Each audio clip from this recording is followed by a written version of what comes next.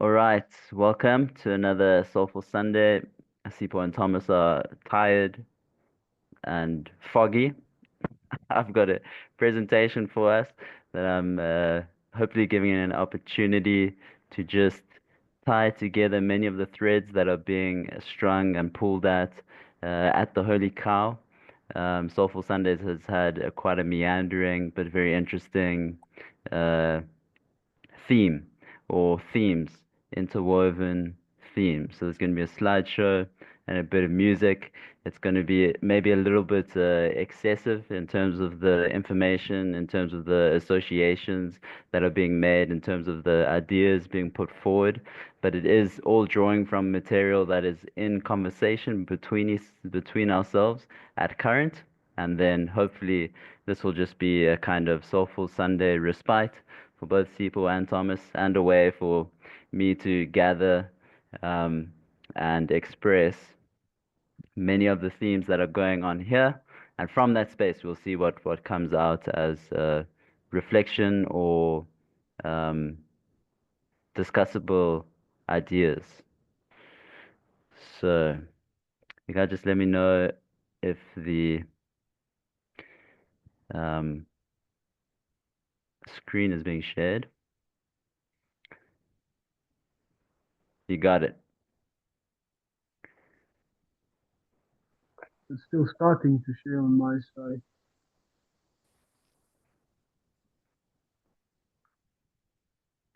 Yeah. Okay, all good. Can you hear me? Perfectly. And the music?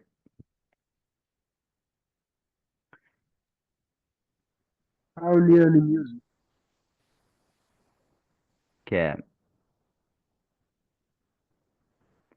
Here we go. You can see a human heart. So I wanted to start by speaking about heart attacks.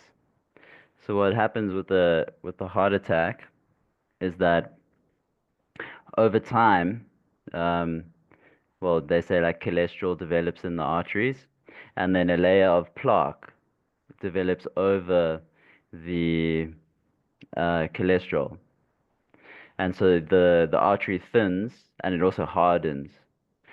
Then, when that plaque ruptures, when there's a rupture in that layer of plaque that's over the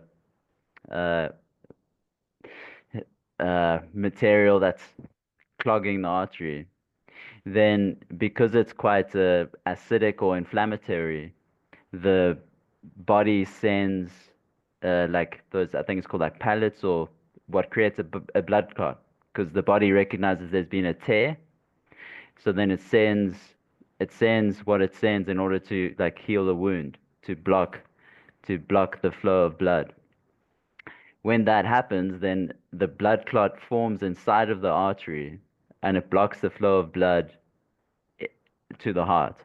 And the muscle of the heart, now losing blood, begins to stop functioning or beating. So one of the things you can do is take something like aspirin, which thins the blood so that the blood can pass through easier through the blood clot. But it's that plaque rupture that is the catalyst for the heart attack. In the Bible, we have this a few or much is said about the heart. Um, an elder in the home church that I went to in Grayton, one of his favorite pieces of scriptures is, I think it's in like Jeremiah, and it's something about the heart being deceptive above all else. Who can understand it? Then there's something in Proverbs about the heart being um, the source of all life, or it's from, you should guard your heart above all else because it is that from which all life flows. So it's these two images of the heart being deceptive, but also the heart being that place from which your life and your dreams flow. Now, in systems that have quite a developed conception of mind, there's often this sense that different organs in the body um, have different associated mental contents because they mapped onto an understanding of what the mind is. So, an idea is that the heart is somewhere where the fear of death conceals itself. So concealing itself, this is like in a kind of darkness, or penetrating that darkness of the heart is something like coming into a recognition of the fact of one's mortality, or that one will die. Often, when people experience heart attacks, well, death is a potential, it is a possibility if you do experience a heart attack, but a lot of the material that is involved with the strong, sharp sensation in that area is fear, and fear of dying. All right. So we have death, life, heart attack. We have the red and blue, and then we have death note, and we have light and L. Light often takes on this red kind of theme, and L has this blue kind of theme. And maybe it's just by chance that we also visualize the heart in similar colors. There might be something to this, there might not be. On Wednesdays, currently, we are with Larry, who is taking us through Aristotle's Politics. He often or gestures towards this. Um, it's an analog of sorts when we're talking about the state as the collective that is the people that are together in a political body or community or whatever. Then it's the subject that it is before us is politics. And we might be trying to figure out something like the justice of the state. When we are considering the individual soul, that's being done as ethics. So there's the soul and there's the state. In the case of Aristotle, there's also, and what this Sunday group meet started as was looking at the anima, which is on the soul or on the animating principle of life. So there's this soul as this ethical principle almost. There's the political domain in which something like justice is relevant. And then there is the anima, the soul that has this sense of something more like the modern psyche, but then also the principle of life or the animating principle, what makes a thing alive. We have this material in terms of who Aristotle was picking up from or relating to, um, Plato and the Republic, where we get this analogy between the soul and the state. And the dialogue gets going, and they're really interested in what it means for an individual to be just. But before they can get there, they go to justice writ large in the state or in the city. So they consider the political dimension, but they consider that inspired by the desire to come back and consider the justice of the soul, of the individual soul. But it's easier to see things when they are writ large first, and then you see the uh, smaller instantiation. Sipho introduced Death Note to us and encouraged our watching it. It's coming from a few places of inspiration for him. He has the sense that it will be potent teaching material, that we can treat it like a philosophical text. This will have the added benefit in terms of an approach to pedagogy or an approach to sharing or teaching philosophy as reaching people kind of where they're at or where their interest is. There's a natural interest that such art can provoke. So when we bring a philosophical sensibility to it, we can mine that interest, or at least in a pedagogical sense, we don't have to expend the extra effort in terms of inspiring the interest in the material because it's an appealing art form. It will begin to resonate with that individual who is watching it or enjoying it, in terms of something that they can't help but have some interest in, their conception of justice, how society should be, etc., etc., what they take to be good or bad. We then looked at justice and lamentation. We had the um, three general accounts of justice. The first is this eye for an eye principle, which is like a strict kind of accounting, a one for one, who's owed what in quite a transactional sense. I have this and I give it to you. We have the second general principle that is more of this parable of the talents, that is uh, you I'm struggling for the expression, but those who have more will be given unto them. It's a proportioning. It's a I think we use the word geometrical. You proportion according to role or position what is given or what is owed. The third is different from the previous two because it determines at the level of the system or the whole. So the whole body politic or the whole uh, body. The other two are determining from the level of internal relations within the system. So they don't enter the question of the system as a whole, the justice of the system as a whole.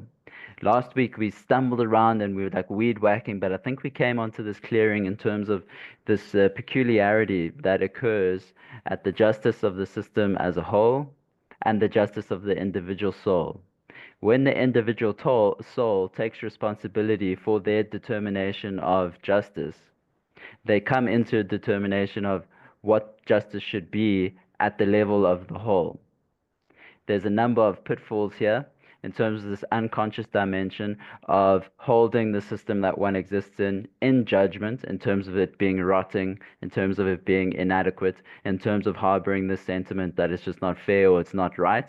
That is this nascent idea of what the justice of the whole should be. Philosophical process or inquiry might be something like bringing that idea out and expressing it more, becoming conscious of the fact that we have a sentiment as to how the whole should be, and we are implicated in that sentiment in terms of the resentments and the pains that we have in terms of being in the system that we are in. This can then become a project of conscious deliberation for us. Now, this is where the danger comes in, and it's where it gets really interesting as well, and where this theme of the apple and the knowledge of good and evil might come in. Prior to coming to a determination of the justice of the whole system, which is a manner of stepping outside of or ruling from, it's likely that one experiences a degree of freedom from the determinations that one was under. Prior to entering that process of determining for oneself, one is being governed by what the system is saying is good and bad, what is punishable and what is not punishable, what you are owed because of your place within the system. Once you come to determine the justice or enter this process of deliberation as to what you already think justice should be, and what justice might be given your careful consideration with others, it's likely that you develop something like a capacity of invisibility. And here we had this mythic resonance in the theme of the apple of the knowledge of good and evil, which comes up in the Death Note. We had the ring of Gyges in Plato's Republic, where Gyges finds that ring that when he turns, it makes him invisible, and by doing this, he can usurp the king's position and take the king's wife. And then the Lord of the Rings, of course, the ring of power. There's something about power that is escaping the determination of good and evil.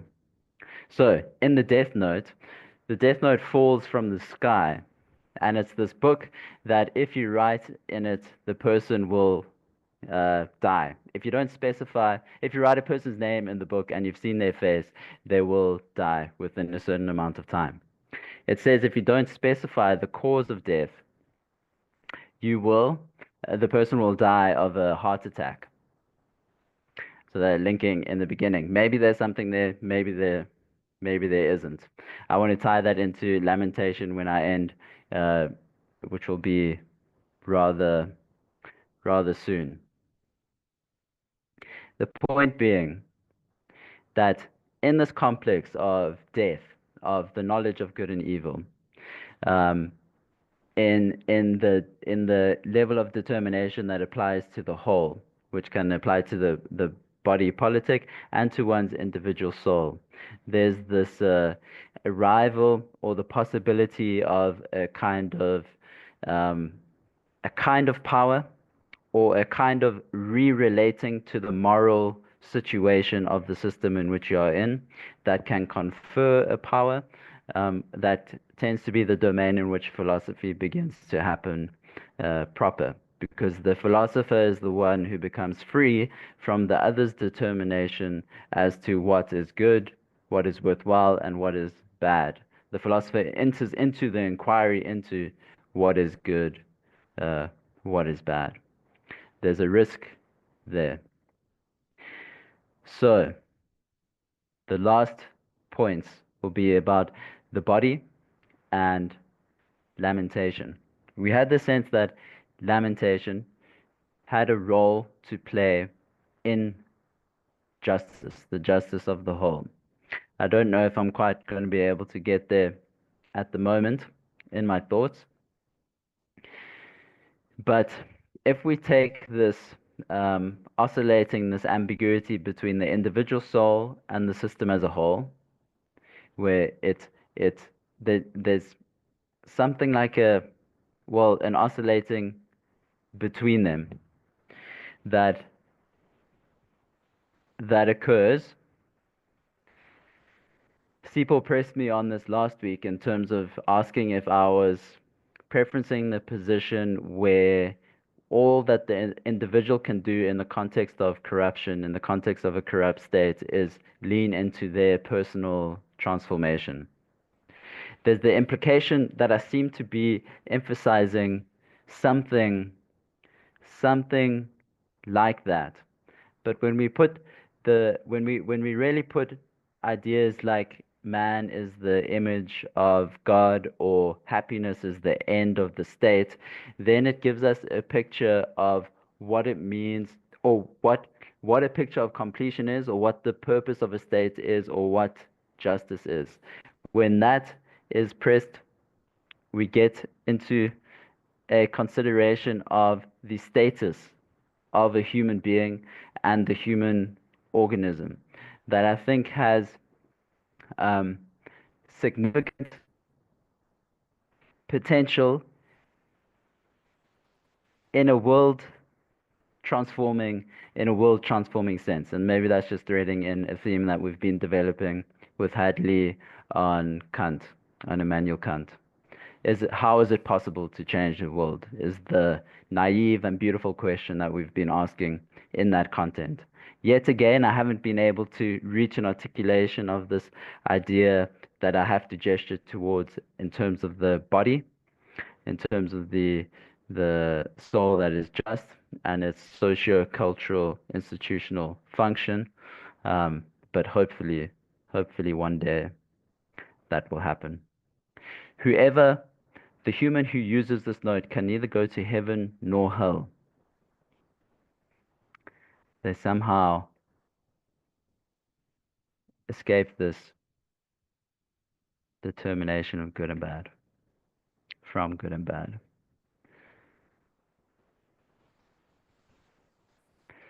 So that's the best that I can do at the moment in terms of threading together what we've covered, our themes, our potential forward movements. Um, I might have just exhausted my friends more. I'm hoping that it gives something like a material for moving forward, and it's a respite, not a heaviness for a soulful Sunday evening. I'm looking forward to what you all have to say.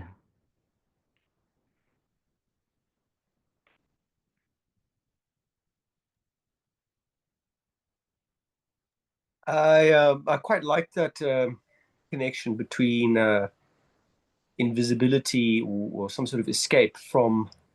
You said something like, I don't know how you put it, but that in some sense the ring of power, the ring of Gyges, the book of Death Note, that they put you outside the realm of being subject to judgment in some way because they make you either invisible or power in some way. That kind of power of life and death, it kind of makes you in some sense a kind of god. Mm. It puts you outside of judgment, and therefore in a weird way actually gets you to be able, because you are outside of judgment, you then shape judgment itself. Yes. If it makes sense. There's a kind of, or at least that maybe I'm taking it in a particular direction here. But in a weird way also, because none of these things actually really prevent you from actually dying, you never actually completely escape judgment. Okay. Ultimately, Okay. you are, I mean, just at a very sort of common sense way of looking at, I would think, just that you never quite, they, in an illusory way, they kind of give you this illusion that you transcend judgment. Because if you think about the ring of Gyges, how does Yeah. he find it? He finds it in a brazen bull on the body of a young man. Now, the brazen bull was a form of torment used by a tyrant, the tyrant of Falara. He put his political enemies in a bull made out of bronze and Yeah. then roast them alive from underneath. And it had like little whistles in it so that their screams would come out as like a kind of music while he ate. Ish. It's a very dark sensibility. Um, what I'm Yeah. trying to get across is that he finds there's something. I think there's something in that symbolism as well. That there's like Yeah. that kind of power comes really from or out of tyranny. Yeah. Yeah. Yeah. There's It's something tyrannical about the guy who takes the book in Death Note. He kind of, I get to decide who lives and dies. I get to, and he creates this. I presume I can't remember. I watched it so long ago. Um, this kind of culture of fear around who is it, like who will be next.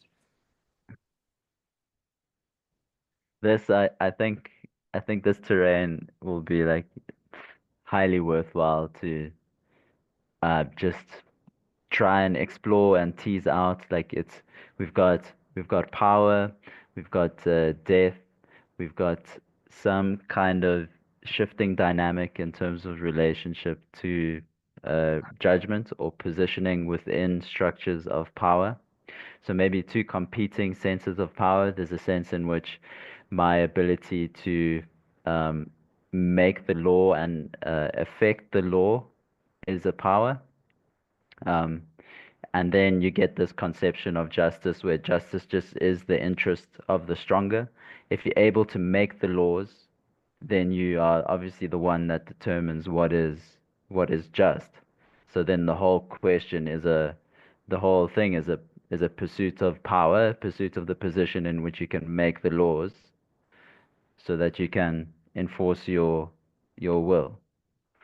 Um, so the when Glaucon raises that, when he brings that myth of the ring of Gyges, he's like asking Socrates like, um, if I have or had the power to do it, like why shouldn't I really? Where another way to frame the question is like, uh, why is justice intrinsically good to have? Why is it Well, intrinsically like, is there, valuable? why is it Why? intrinsic? What I'd flip that. I would sort of flip that. Is there a real intrinsic justice, and is it intrinsically valuable? Yes, yeah, yeah. Is there, and why should I why should I desire it? Um, even Because it if will it make you means, happy. So okay, wait, but now okay. So this terrain is endlessly difficult. It's the terrain of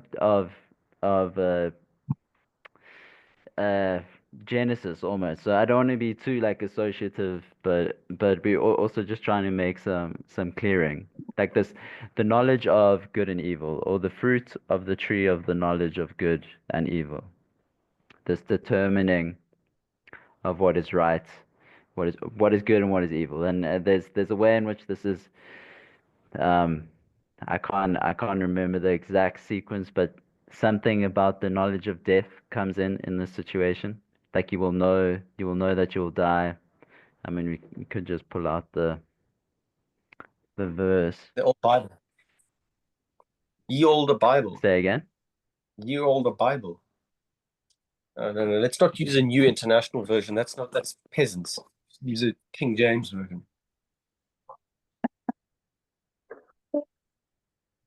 That's good enough. So okay, but if you just find it there while I yap on a little bit more, like this, because there is this sense in which if you realize there's something like an illusion in terms of the yeah, Just remind me. It is not Genesis so. The 3. Lord said, God said, it is not good that man should be alone. I will make for him a help Uh, to him. No, sorry, that's. a bit further on, Genesis 3. Or is it in Genesis 3? God said, He shall not eat of it, nor shall he touch it, lest ye die. And the serpent Yeah, said you unto the will. woman, that's what God said, Ye shall not eat of the tree of the garden. And the woman said to the serpent, No, that's. So this is when that's when they're quoting. And they put man and he formed, and you go. Sorry, I don't know where exactly. I mean, it's okay. Let But me the just tree try of the and knowledge of good and evil, thou shalt not eat of it, for in that day that thou eatest thereof, thou shalt surely die. If you eat of the knowledge, the fruit of the knowledge of good and evil. See, that's an interesting point, because that's also like something that comes out of we. It's not actually a critique of knowing good and evil. It's a critique yes, of eating the fruit of that knowledge. yes. You So actually, I here's mean, my the way you said it made me think of that. I hadn't seen it I hadn't picked up on that particular. I think it's because very important that yes, because what happens when you eat? When you you eat you something? you take it into yourself in some way. Yes, you make a body out of it. You You you make become you it become the become body of that which you eat. So if you eat from the determination of good, from if you eat the fruit of the knowledge of good and evil, if you make a body of it, you make it of that's yourself. the eh, you you you make a body of your determination of what is good and what is evil. Okay, there's a way in which this is what a political body is understood from the position of justice. Also, The political, just an yeah, aside. Just an aside. It's interesting that the two are kind of that the act and the breaking of the rule are the same. The rule is don't eat of that tree, and God says that, and God is the one who determines what is right and wrong. In the very yeah, act of eating it, it's like the two are kind of woven into one. There's like a weaving. the The law is in the fruit, if that makes sense. Is woven into the very fruit itself. The consequence is in the try fruit. the Does that make sense? consequences in The so consequence. the first So the break. yeah. So the fruit is not in some sense purely symbolic of the fruit and the law are they're woven into one another. Okay, yes. I think it's not you're saying something is Arbitrary. it's not an arbitrary prohibition. And The it's not an arbitrary prohibition. Yes, yes. I was first hearing the sense of like it's sometimes a little bit perplexing to me how the whole thing gets going, like why the prohibition or Mm. um and then it's also like how do you make a determination of good and evil prior to good and evil? Like Mm. like this is It has to be wrong, but I'm it has to be wrong to break the yeah. law of God. Therefore, you have to Same know also. what good and evil is.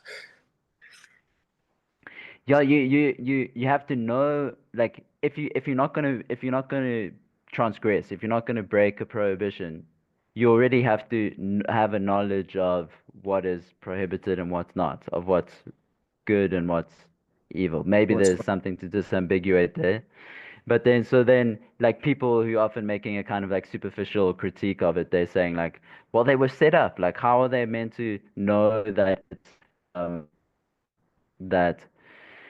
uh, if they don't know what's good and evil before they eat the fruit of the knowledge of good and evil, then how can they be guilty for doing the something break? that they didn't know was wrong? But I think you can disambiguate that when you it's the knowledge of good and evil and then the fruit of the tree of the knowledge of good and evil. The prohibition is against taking the fruit of the knowledge of good and evil into your body, making a body of it. Because then you're making a body from your from from from your knowledge of good and evil. So maybe like this is the writ large piece. It's like a, a way to understand the political body. You can understand it similarly in terms of justice. What the structure of the whole is this, it's a determination of the placing of different parts in the whole, their function in terms of the relation to how the whole is functioning. And one of the chief ways that this operates is by the giving of laws, the laws of the state, like exchange happens in this way. If that is given back. This part's function is to do this, and for that it will receive the re remuneration. For Remuneration. so so then, if if it happens that you realize that there is in some way an illusion to the law, that you have uh, I don't know, like illusion is not exactly the right word, but you realize like You are if you can free get to. it, There's a sense in which we are actually free to do what we want. I could I could yes, say some really horrible things to both of you right now if I wanted to. I could fish them out of the depths of the darkest part of my soul and hurl them at you. It would be a yes, violation yes. of moral law. I'm free to do that in some way. Yeah. Because this is like I guess it's a constant kind of dilemma in relating. It's like if I have this alternative conception of right and wrong and of what is just, and I know that the context that I'm in determines right and wrong in a certain way, Mm. I don't really agree. I don't really agree with how the law is being meted out, but I don't want to get punished.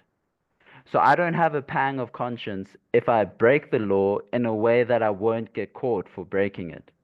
It's like if I can break the law and do an exchange that I want to do because of a desire that I have, or and I'm in some way like not convinced about the law, then like there's no pang on my conscience to do that, to be invisible, to like make the invisible exchange, because I don't agree with the law in the first place. So now I'm just acting so as to avoid punishment and to remain within the ways in which reward is attributed. And and you kind of live a false life in that sense. Now it gets maybe there's a one of the biggest things for me since becoming Christian has been this ethic in terms of relating to authority. as far as I read it, the Christian ethic is submission to authority just because it is authority. So you submit yourself to the laws that exist and you follow them just because they are the laws or the authority that is there. I think that goes quite far. Yeah, it does go quite far, that idea. Yes. Then I mean the basic logic, like if you okay, yeah, so the difference is when you are called to a higher obedience, which is coming from Christ, when there's a contradiction between your submission to the authority of the land and your obedience to Christ, then you follow Christ, and then you'll fall into trouble with the political Authority. Yes. authority or context. Yeah, that's the general like grammar or structure of the Christian ethic of relating to power. The the the benefit of that is that you like one mythic way to say it is that all authority is God-given, so um, submission to any authority is in some way like a recognition of God's authority, like the way that society is structured. So, The so then, Christians still obeyed yeah, the Roman law and the Roman emperor. They still served in the army. the the the if you if you like the case in South Africa, like we have these underground economies, these dark markets, and it's just that like the state becomes it increasingly fails because people disinvest from it because it's corrupt, because it's not functioning. But when you poke holes in the state and the law and how it's functioning, you like it's easy to fall into disorder then. If you at least submit to it just because you at least maintain its existence there. Like you're not undermining its existence. So like a power grab that wants to undermine the existence of, say, like the constitutional court, wants to undermine its authority. It's setting itself up as an alternative state. And now it has like an incentive just to under the authority of its opposition. And the so like um the disappearance of that authority is within its interest. It wants to set up a parasite, like a different A parallel um state. yeah, it wants to set up its own determination. Like But it wants to create a new body. what do you think of something like so technically under the Constitution, at some level, things like roads, water, and electricity are kind of, well, maybe less electricity technically. I don't know if that's officially a state function. Um, but at some level, the state is obliged to provide those things. And you and I both know quite well that the state is not supplying those things. And now I'm not talking even here about parallel, like illicit things. I'm talking about like the citizens taking on those functions for themselves. Yes. You know, like the gift of the givers providing water to Grahamstown. And, you know, it makes me think that, like, as the state, the central state, I mean, they took on more burdens than like the old regime in terms of supplying goods to the every citizen, and then they extended the net of and the scope to 10 times as many people. The South African government. We have laws that are like, sorry, I'm just saying that maybe sometimes states take on too much. And what we're actually, I think, witnessing as the state, it can't sustain itself. It's too big. It has too many, and it has too many gaps in its promises. What we're witnessing is that increasingly the individual citizens are going to start taking over those functions. And so it's not necessarily even illicit. It's, I mean, that's also part of it. I mean, that's the other dimension. That's the darker dimension of the process. But I kind of think that a lot of the functions, like water, electricity, healthcare, and education, are probably properly done by private people anyway.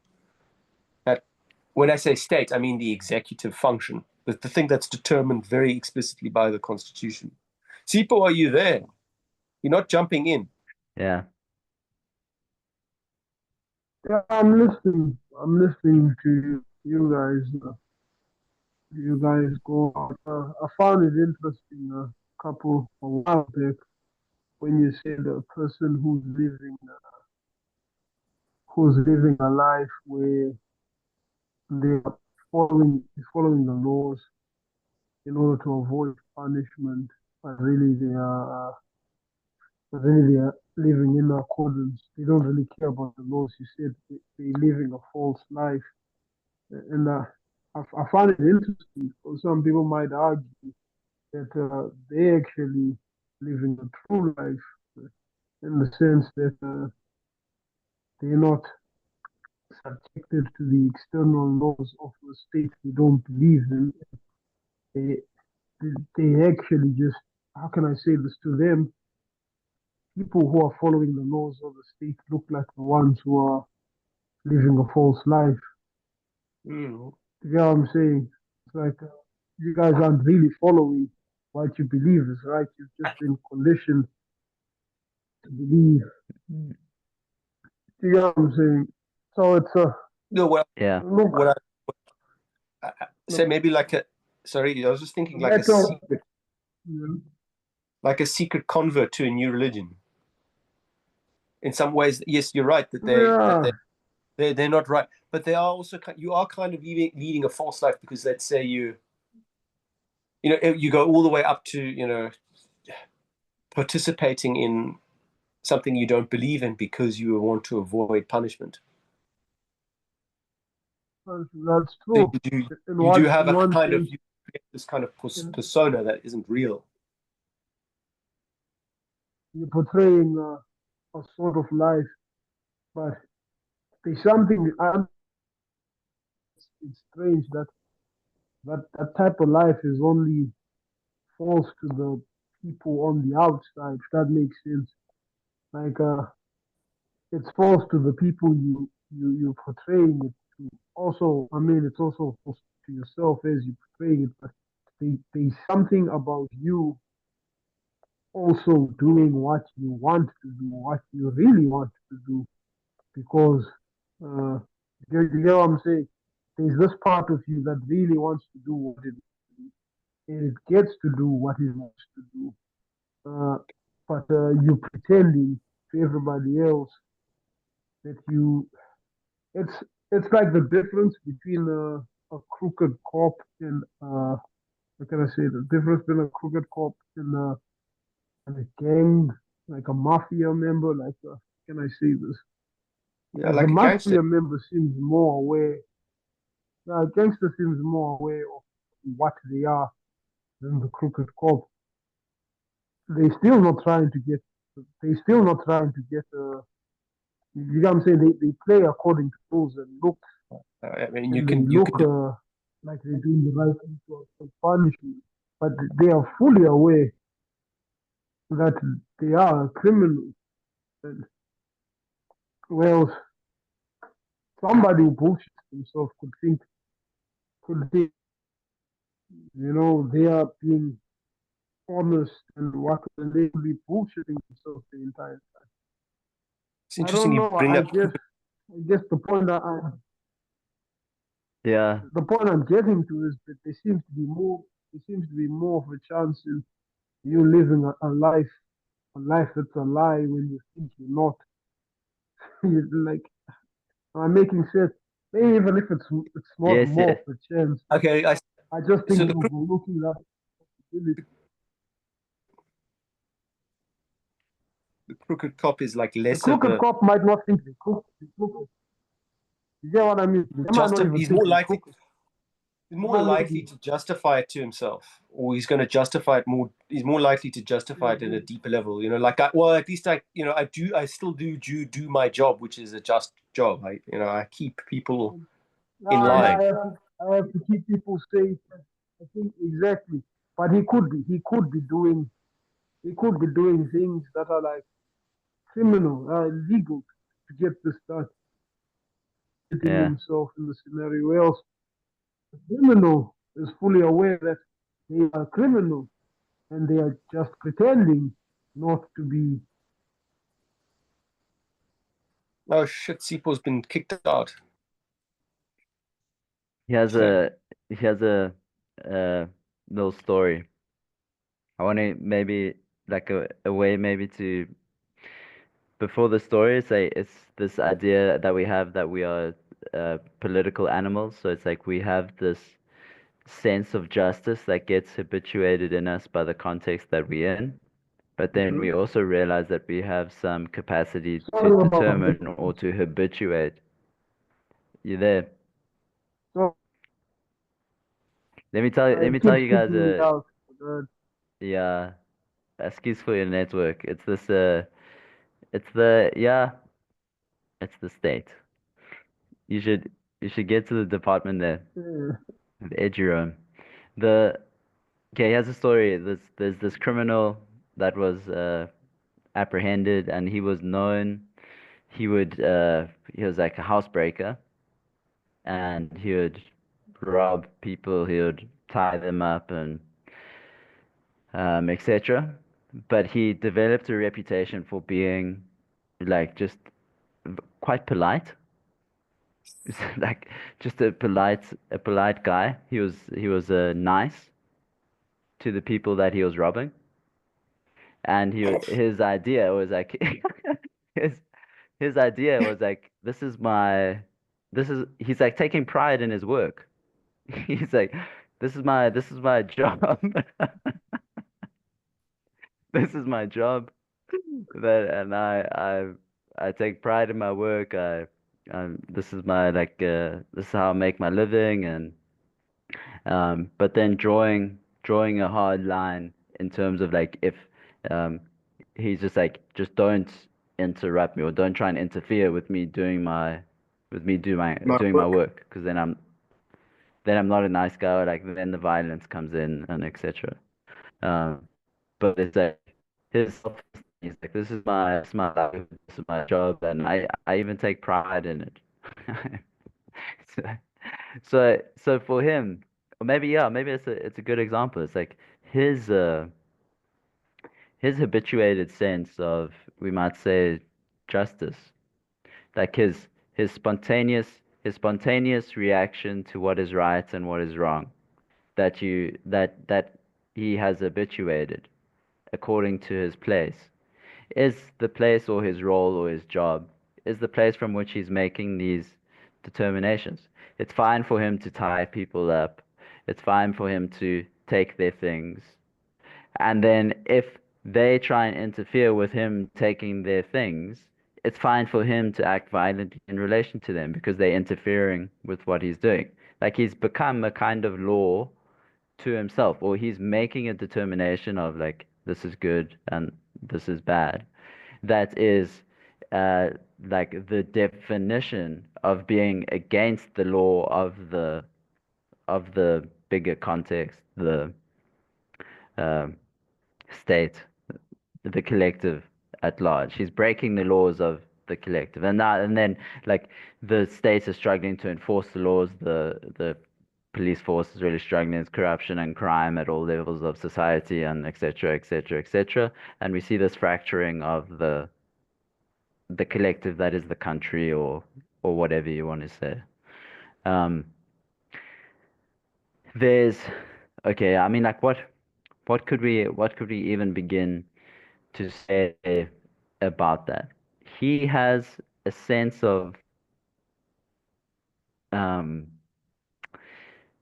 there's a way in which he has to be invisible to the powers that can punish him and etc. And then the impotence of those powers affords him a kind of invisibility.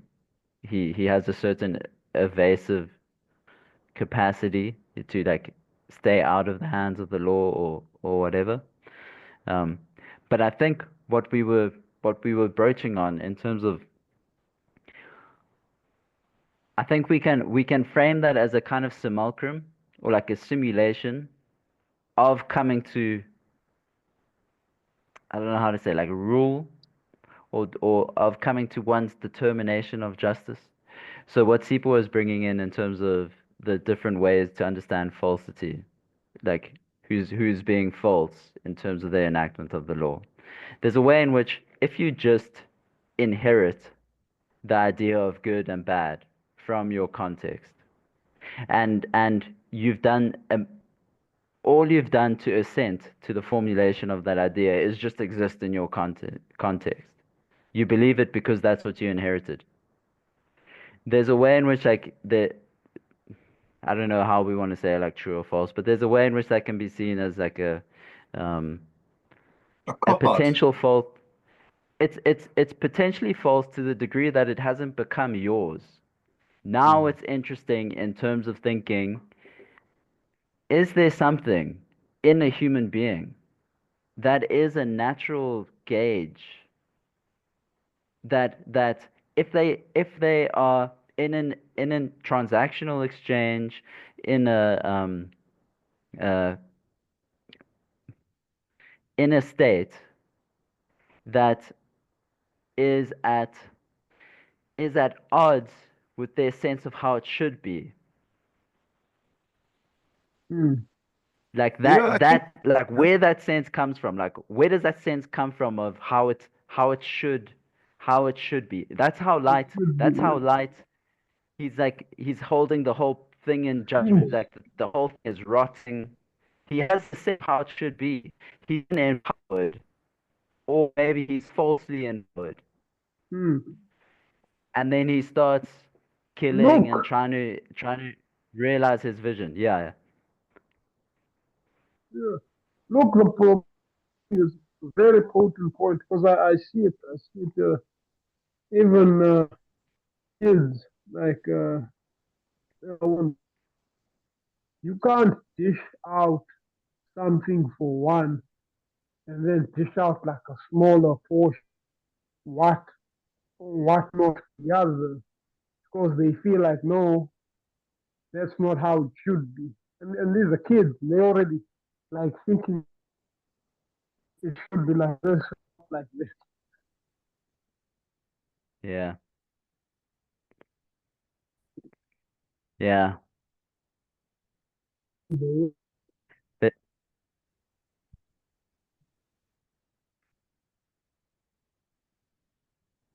It's social structure. Like even that is a bit of a there's such little wrong influence that they've had is from give.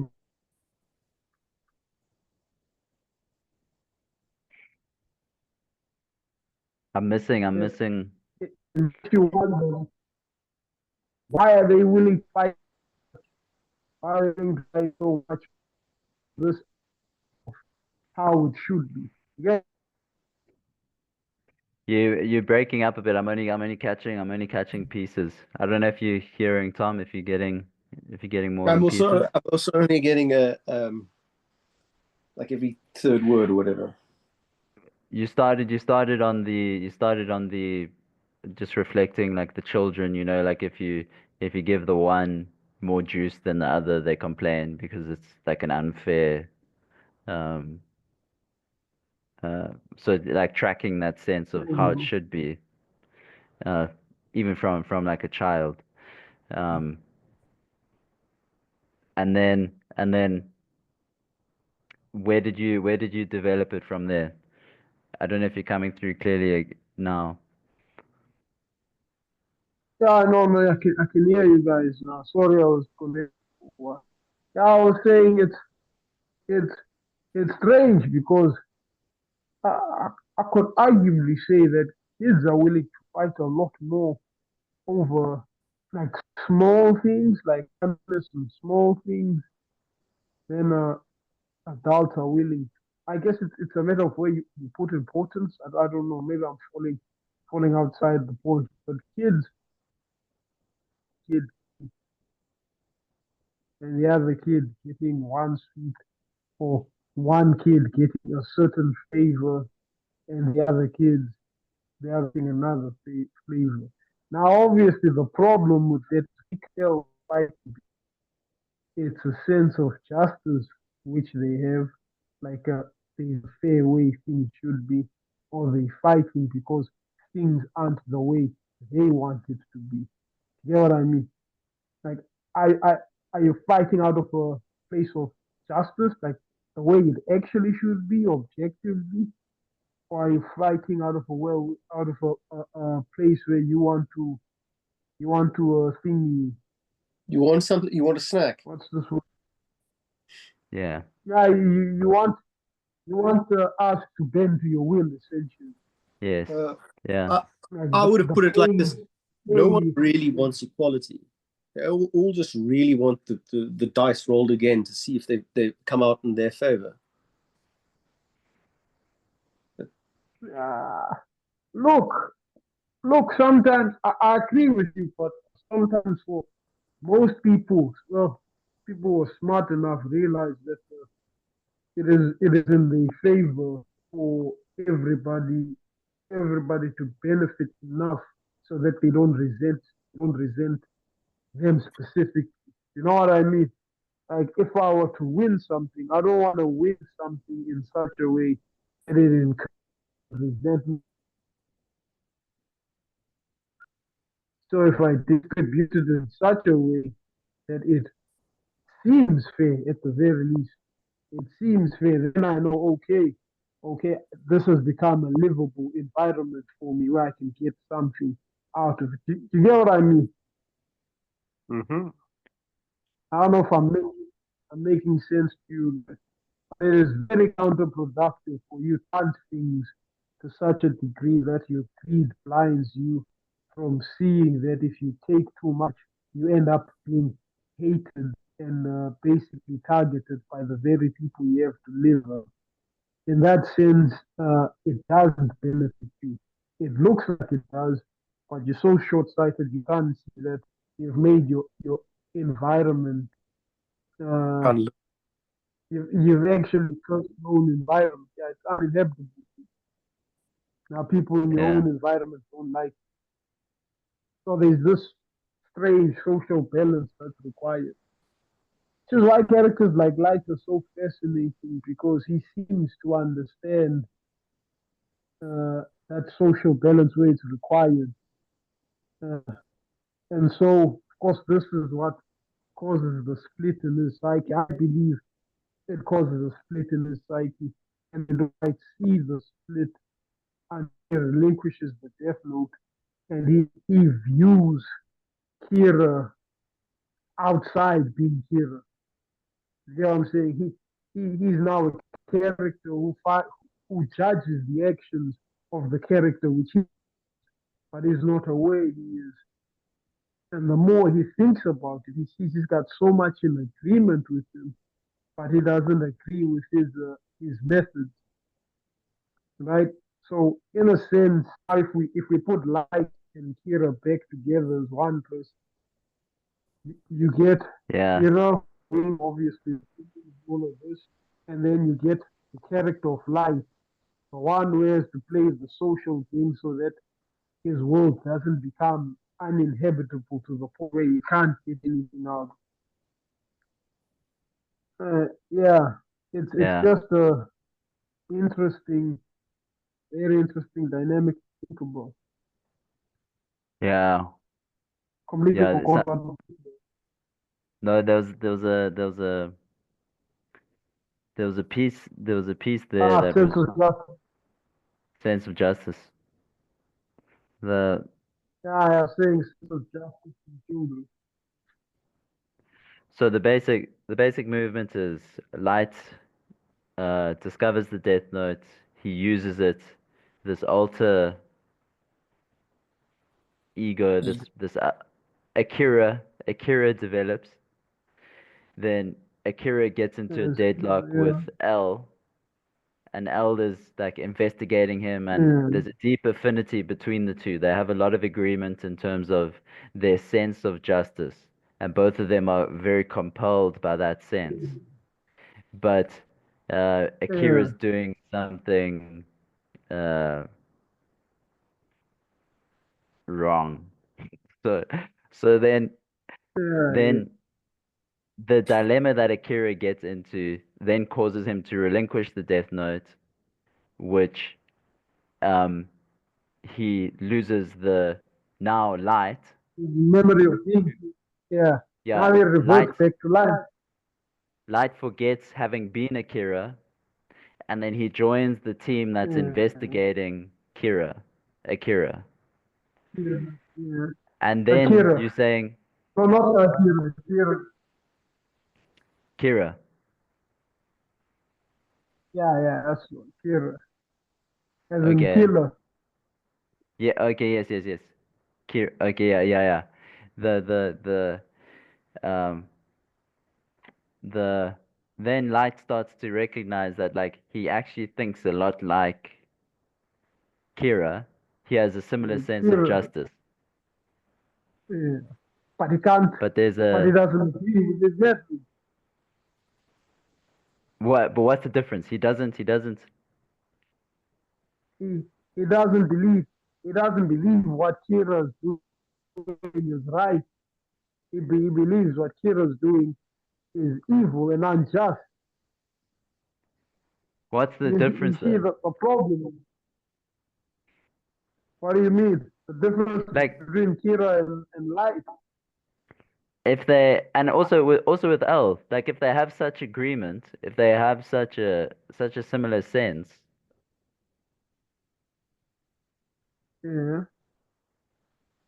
the I yeah I get like I'm also what like I guess it's a wondering about what the power of the Death Note is. Like what is this um what is Well, what well, is consider that? this question. Consider this question, and let's move away from something like the Death Note, and let's consider just like if we had a shitload of money, right? Like certain things we think we wouldn't do, we would end up doing once we have the options that come with money. A certain number of things we think we would never do, and that's the difference between light and Kira. Light is light is Akira is a light who has the capacity to do the things he's been thinking about. Whereas light is Akira without the death note, which means he doesn't have the power to enact justice in the way in which he thinks. Yes. I don't know if I'm making, but No, there it's seems it's to be a crucial point about having power.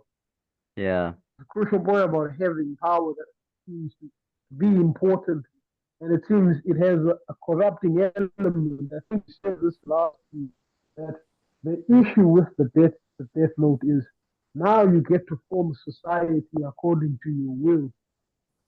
How can you not have a God complex when you can Yeah. form a society according to your own will? You Now I'm you saying, you forming a larger body according to your determinations of good and evil. yeah, You eating the fruit. You you eat get to you. choose who lives, We're you definitely get to eating choose the who fruit. dies, And that's you get to choose interestingly who that lives, who dies, and because you get to make that choice, right? Because you determine a social environment which you yourself are part of. When you look at the social environment, you determine, you see your own will, and because of that, it has to give you a God complex. How can look? That's the effect the environment's gonna have on you now. oh dear Sipho, you seem to have gone. Sipho, you cut out there completely for Can you me. guys, can you That's guys hear me now? yeah, I got you. I got you. Can Um you hear me now? Yeah. Now Yeah. I was saying, once you're in a society, or rather, once you're in an environment that has been created by your own will. Like you've tailored the environment while you also live in the environment. The environment still has an impact on you. But now, because the environment is constructed based on your will, when you look at it, the impact it has on you is it gives you a God complex. How can you not have a God complex when you're in an environment?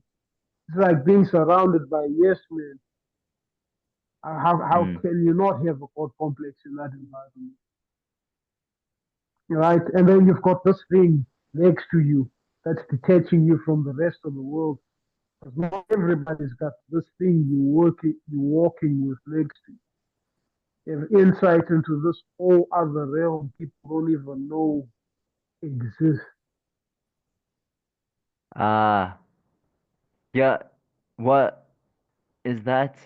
So the Shinigami, the death gods. Yeah, like is that this other realm that you're speaking of? It's like how you figuring it? It's a Yeah, I that's mean, your it's like other realm now. You have. It's not a matter of belief for you. It's not whether you believe these spiritual entities exist or not. Like you're sitting with one, so you have knowledge of a realm that other people don't have knowledge of. Get what I mean? yeah And because you've it determined also,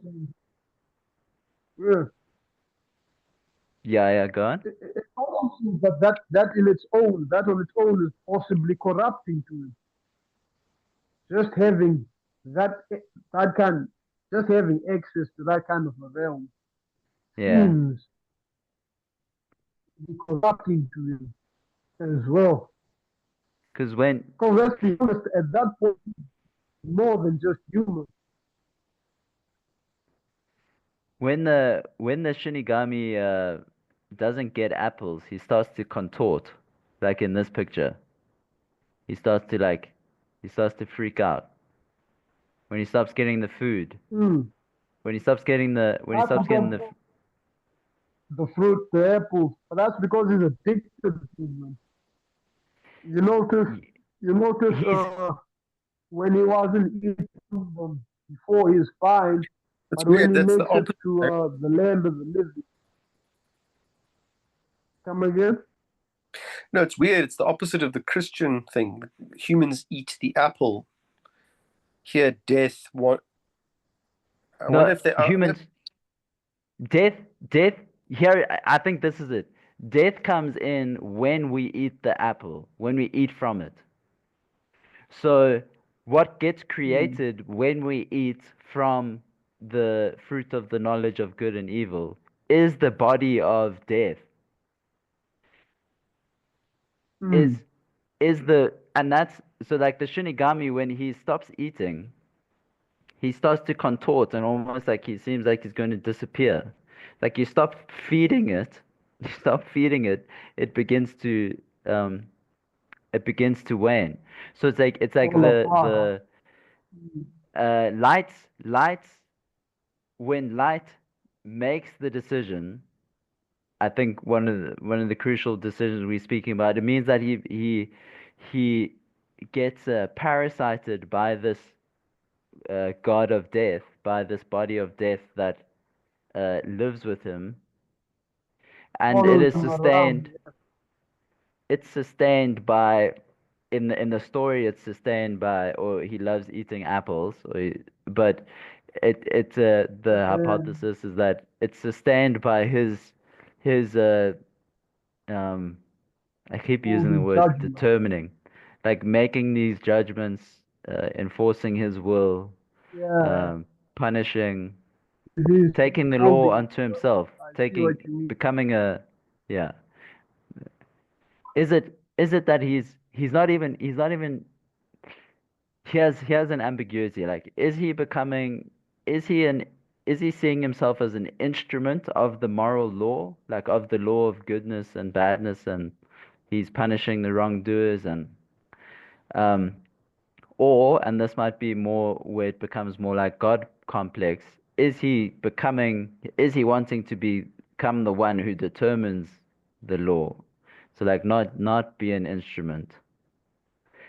And I think it's at I that think it's point, the second. the second Mm, one, that's where yeah. we have. I think this is where we have this really interesting um, analog between him and L, or between Mm. the light that is no longer Kira, because it's like they And have the these one that has same the best. they have the same Yeah. sentiments as to what justice might be. They have a similar sense of justice.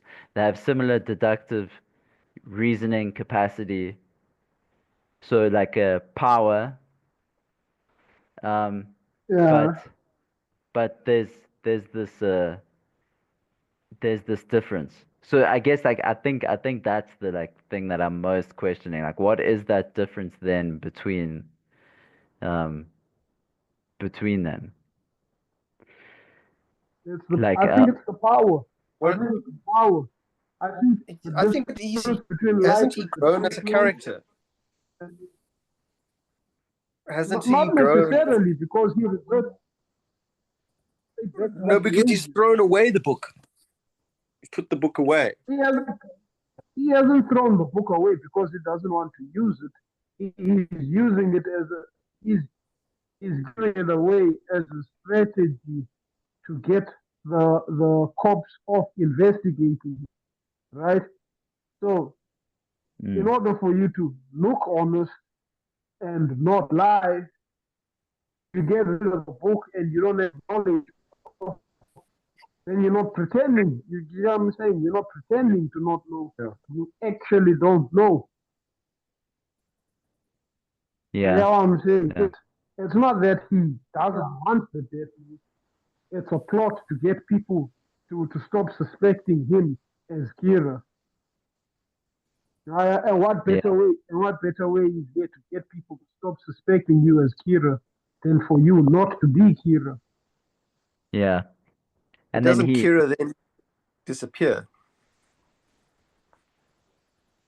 That's the point we're making. Yeah, yeah. the So can we judge? Can we then judge light? Can we then judge light for the crimes Kira has committed if light has no conscious recollection of ever committing those crimes? yeah the or I guess like I'm still puzzling about the like what's the difference like because like L is similarly strange, similarly impressive in terms of Mm, um like how he exists in relation to the other police officers and the investigative team. He's a like mm, mm, there's this difference and he has this like kinship, this friendship with L, but there's mm. also a way in which they both are the closest to each other, but they are also the both like uh, the each other's biggest enemies as well. Mm. It's like so then I mean like I don't know if it's satisfactory, but L's not killing anyone or um he does. I think, look, there is a point to what Thomas was saying earlier, a point about maturity. Uh, there's a case where, what's his name? Uh, Light got, got the death note as a teenager, right? Where he still has a underdeveloped sense of justice. But Yeah, as much as that's the case, I don't think it plays as much as the role as the fact that there's a difference between Light who has a death note and Light who does not have a death note. The death note seems to do something, like having that kind of power seems to do something to the person who has that type of power. Your personality. There seems to be something Does what about having injustice that does. power. It especially affected uh, Light. Perhaps Light has a weaker character than he realizes, maybe, right? Because we gotta remember also the difference between Light's upbringing and L's upbringing. Whereas L is a person who grew up as an orphan. Light is a person who grew up having a family and everything. He grew up in structure and having like everything run the way it's supposed to run, right? Supposed to in quotation marks. But with L, he's an orphaned kid. He grows up without a structure and all those things. So I don't know how much of an impact that makes on a person's psyche, but both definitely have a sense of justice, sense how the world should be. And life is far closer to L when he doesn't have the death note and when he does have the death note. But I also don't know if I'm I also don't know if I'm anti-hero to be honest. Like especially when like we talked about this last week, especially when you consider the depth to which the justice system has failed uh, in the environment they live in, right? Mm. Like remember the scene, the second guy Light killed, the biker guys who were about to sexually assault that lady near the shop. Mm. You remember that scene? I I think think it's so, in yeah. the first episode. Yeah. So nobody was doing anything. Like the rest of society is there, and nobody in society was doing anything. And Light did something, right? May not have done it in the way people would say you should do it. May he wrote a name in the book, and the person died.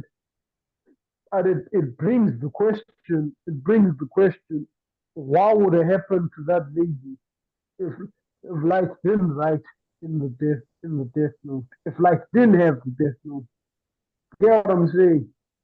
Yeah. Because right there you have a practical example of the problem Light is talking about, and none of these police officers were there, and L wasn't there, and it was addressed by Light with the death note. So it's quite Yeah. difficult. Yeah, it's a very. It wasn't this difficult when I first watched it to like think in terms of who's good, who's bad. Do you think there's anything to the fact that it's heart attacks?